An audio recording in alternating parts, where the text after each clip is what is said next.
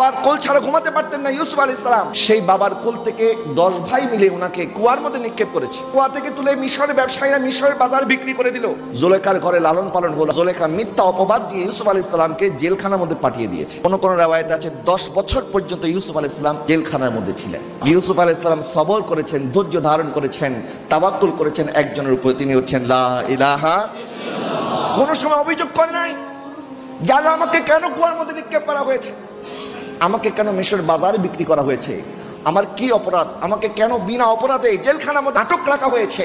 ইউসুফ আলাইহিস সালাম সবসময় আল্লাহর উপর তাওয়াক্কুল করেছে। কুয়ার মধ্যে থাকা ইউসুফ আলাইহিস সালামকে আল্লাহ মিশরের রাজত্ব দান করেছে। তা আপনি জানেন না যে আল্লাহ আপনার জন্য কি ঠিক করে রেখেছেন। একটা গাছ যখন রোপণ করা হয় এটাকে পানি দিতে হয়েছে, কখনো মেঘ, কখনো বৃষ্টি, কখনো রোদ, কখনো ঝড়, কখনো তুফান, সে সহ্য করেছে। এরপরে এই বীজ থেকে আল্লাহ সুস্বাদু ফলের ব্যবস্থা করে দিয়েছে।